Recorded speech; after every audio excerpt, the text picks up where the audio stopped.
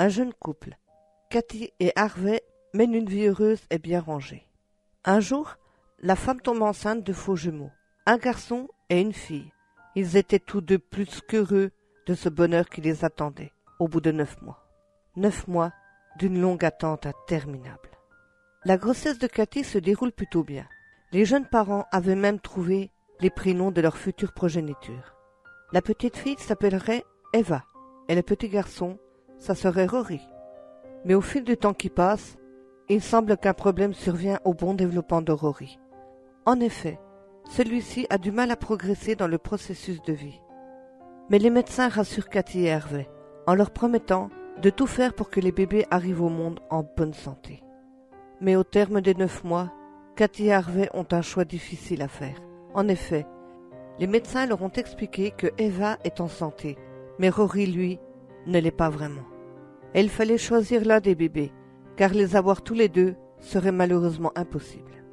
Les parents ne veulent pas sacrifier Rory au profit d'Eva, mais ils n'ont pas le choix. Ce fut donc la petite fille qui vit le jour, et Rory, par malheur, périt. Au début, c'était très difficile pour le couple, qui reste soudé malgré la tragédie. Ils décident de ne pas parler de cette histoire à Eva. De toute façon, elle est encore bien trop jeune. Ils lui diront la vérité, mais plus tard, quand elle sera en âge de comprendre. Puis le temps qui passe n'efface pas la douleur, mais le bonheur que leur apportait Eva était si grand que les parents ont décidé de se concentrer sur leur petit bout de chou. Ils n'oublient pas Rory pour autant, mais la vie continue malgré tout. Quelques années plus tard, notre petite famille décide de déménager pour bénéficier d'une maison à la campagne avec un jardin où Eva pourrait y jouer en toute sécurité, car la vie en ville devenait moins attrayante. Ils emménagent alors dans une jolie maison, se rapprochant ainsi de leurs familles respectives. En effet, John, le frère d'Harvey, et sa femme Sarah n'étaient pas loin d'eux, sans compter que le frère et la sœur de Cathy, Léa et Matt, étaient tout près eux aussi.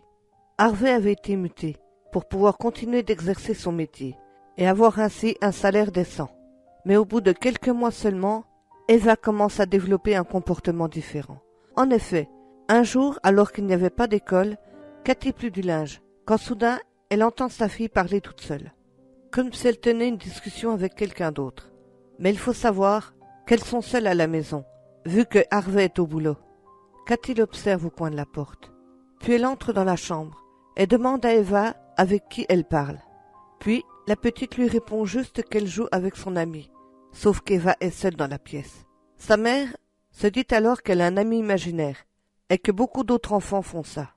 Un peu perturbée, Cathy reprend ses activités à la maison. Mais de temps à autre, elle va jeter un rapide coup d'œil vers la chambre de sa fille, qui continue visiblement de parler à son ami imaginaire.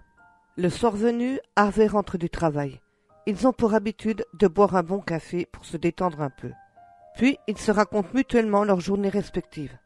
Cathy lui parle de ce qui s'est passé dans la chambre d'Eva. Il en arrive très vite à la simple conclusion que leur fille a un ami imaginaire et que cela n'a rien d'alarmant. Mais plus les jours passent, plus l'ami imaginaire prend beaucoup de place dans la vie de Eva, qui continue de lui parler et de jouer avec. Elle ne parle que de lui à la maison. Même la nuit, Eva continue de parler de lui. Ses parents ont dû intervenir à plusieurs reprises pour lui dire de dormir. Le week-end arrive et les deux familles se retrouvent chez Cathy et Harvey. Ils leur parlent de nouveau de leurs préoccupations concernant leur fille Eva. Ils en avaient déjà discuté ensemble auparavant, mais la situation semble empirer. Mais personne ne comprend pourquoi Eva agit comme ça. Les parents commencent à se poser des questions. Cette situation les inquiète. Mais quelques semaines plus tard, certains phénomènes inexpliqués commencent à se produire dans la maison. Les portes qui claquent toutes seules, les lumières vacillent de temps à autre, des courants d'air alors que les portes et fenêtres sont fermées. Harvey décide alors d'appeler un réparateur pour voir ce qui clochait dans la maison. Mais celui-ci ne trouve aucune cause ni explication qui pourrait produire ce genre de choses. Leur famille, qui venait les voir tous les week-ends, était témoin eux aussi de ce qu'il se produit dans la maison. Puis un nouveau problème se pose. En effet, depuis plusieurs nuits, Eva se réveille en pleurs, car elle fait d'horribles cauchemars. D'un commun accord, les parents décident d'en apprendre un peu plus sur l'ami imaginaire de leur fille. Son père lui demande s'il a un nom.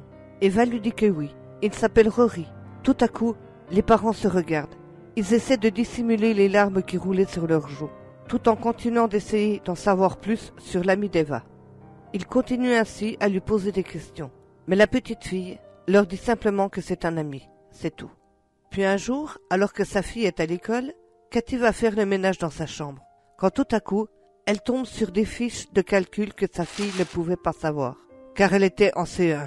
Jamais Eva n'aurait pu savoir ça. Ce n'était juste pas possible. Le soir venu, Cathy et Harvey se retrouvent dans la bibliothèque. Elle montre à Harvey les fiches trouvées dans la chambre de leur fille. Les parents demandent à Eva de bien vouloir les rejoindre. Puis lui demandent si c'est elle qui avait fait ce genre de calcul. Eva leur répond alors que oui. Mais Cathy lui dit que vu son âge, ce n'était pas possible qu'elle puisse faire des calculs aussi difficiles. Mais Eva leur dit que c'est Rory qui l'a aidée. Harvey lui demande où est Rory en ce moment. Elle lui répond qu'il est juste à côté d'elle. Pour voir si sa fille disait vrai, il décide de l'interroger sur des mathématiques de son âge. Elle y répond tout de suite. Mais le père, un peu dépassé par les événements, décide de faire des calculs qu'Eva ne pouvait absolument pas connaître, vu son jeune âge. Mais elle y répond avec une facilité déconcertante. Il y avait des livres comprenant des chiffres. Harvey lui demande si elle était capable de lui amener le livre comprenant le bon chiffre. Elle avait trouvé le nombre 728. Elle lui apporte alors la première encyclopédie, la numéro 7. Puis elle fit de même avec les deux autres livres, lui rapportant ainsi les encyclopédies numéro 2, puis en dernier la numéro 8. Et de plus, tout ça dans le bon ordre. Les parents sont pris tout à coup par une surprise impressionnante. Ils décident alors de poser des questions qu'Eva ne pouvait absolument pas connaître. Mais celle-ci y répond, allant même jusqu'à donner des détails incroyables. Les parents, voyant ça, demandent à Eva de leur dire comment elle savait tout ça. Elle leur répond simplement que c'est Rory qui l'avait aidée. Les parents sont stupéfaits d'entendre leur fille dire ça, mais pourtant, elle disait vrai. Mais un jour, la famille qui leur rend visite le week-end commence à dire à Cathy et à Harvey qu'ils ne se sentent plus trop à l'aise dans leur maison. Ils continueront de venir, mais un peu moins souvent, car ils avaient peur de quelque chose, mais ils ne pouvaient pas dire ce que c'était. Mais après quelques mois passés, le comportement d'Eva commence peu à peu à changer à l'école. Elle devient agressive avec ses camarades, et même avec ses professeurs.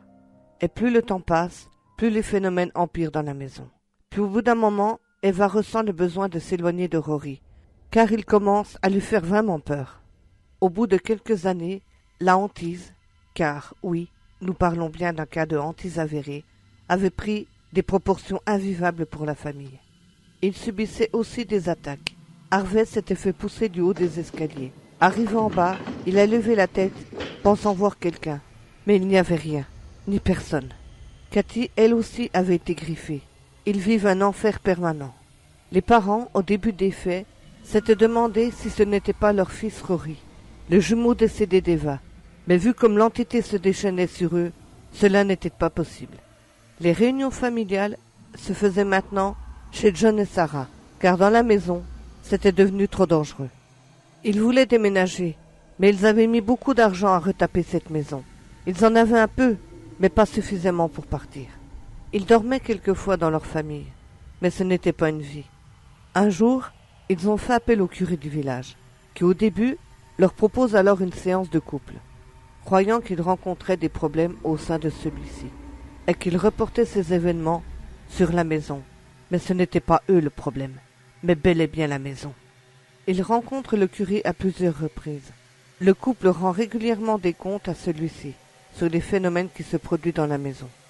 Mais le curé se retrouve vite dépassé par toute cette histoire. Il ne sait plus quoi faire pour leur venir en aide. Mais un jour, le couple lui demande d'aller bénir la demeure, mais celui-ci n'était pas très à l'aise avec cette idée. Mais bon, il décide d'y aller malgré tout. Il commence à bénir la maison, mais en montant les escaliers, il sent une oppression malsaine le traverser. Mais tout à coup, en entrant dans la chambre d'Eva, il entend soudain une voix démoniaque lui dire « Dehors, et ne reviens jamais ici, pourriture !» Il n'en faut pas davantage au curé pour quitter cette maison. Le soir fut une soirée vraiment horrible, comme si Rory voulait se venger de la bénédiction faite pendant la journée. Ils ont passé une nuit d'horreur. Le lendemain matin, Cathy appelle le curé pour le prévenir de ce qui s'était passé pendant la nuit. Mais c'est la sœur de l'église qui décroche. Elle demande à parler au curé, mais celle-ci eut un moment sans voix, avant de lui répondre d'une voix sanglotante « Je suis désolé, madame, mais le curé du village est mort. Il a eu un terrible accident de la route, en repartant de chez vous, après la bénédiction. » Cathy s'écroule alors à terre, en pleurs, se sentant responsable de la mort de ce pauvre homme, qui, comme par hasard, meurt le jour où il est venu bénir cette maudite maison. Quand Harvey rentre du boulot, elle lui apprend la terrible nouvelle. Il fut choqué d'apprendre sa mort. De plus, il ne savait plus vers qui se tourner maintenant, sans compter qu'au fil du temps, une certaine amitié et une légère compréhension de leur cas s'étaient instaurées avec le curé, leur donnant ce sentiment de confiance qu'ils avaient perdu depuis maintenant bien longtemps. Mais tout à coup, il voit Eva débarquer en pleurs, leur disant que Rory lui demandait de tuer ses parents, car ils ne méritent pas de vivre, que ce n'étaient que des menteurs. Elle leur dit aussi que tout ce qu'il se passe dans la maison, c'est lui qui le fait, pour les faire souffrir. Puis d'un seul coup, Eva dit que Rory lui avait expliqué qu'il était son frère, mais que ses parents l'avaient laissé mourir, pour la laisser vivre elle, en le sacrifiant lâchement à son triste sort funeste. Cathy et Harvey lui racontent alors toute l'histoire, mais tout à coup, Rory prend possession du corps de sa sœur, en leur disant « Vous allez tous mourir, comme le curé avant vous, ainsi que la petite garce pour laquelle j'ai été sacrifié. Allez brûler en enfer. » Les parents ont cherché à expliquer à Rory pourquoi ils avaient dû faire ce choix terrible, mais Rory n'a que faire de leur explication. Cathy et Harvey voient le corps de leur fille, toujours possédée par l'esprit en colère de leur défunt fils, partir dans la cuisine. Ils voulaient alors s'enfuir au plus vite, mais tout à coup, toutes les portes et les fenêtres se ferment, les piégeant ainsi dans la maison. Mais c'est à cet instant que Rory revient avec un énorme couteau à la main. Il paralyse alors ses parents pour ne pas qu'ils bougent.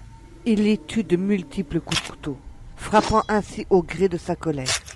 Il les frappe à multiples reprises, puis les égorge, mais rien ne pouvait étancher sa soif de sang et de vengeance. Même mort, il continue à les frapper à de multiples reprises. Puis ensuite, il s'égorge lui-même, tuant ainsi sa pauvre sœur. Tout était maintenant rouge de sang dans la maison. Mais Rory avait enfin accompli la vengeance qu'il nourrissait depuis maintenant des années envers sa famille qu'il détestait par-dessus tout. Car il ne lui avait pas donné la chance de vivre une vie correcte, mais il en a mené une autre, sous la forme d'un esprit vengeur, où seule la destruction et la mort comptaient pour lui.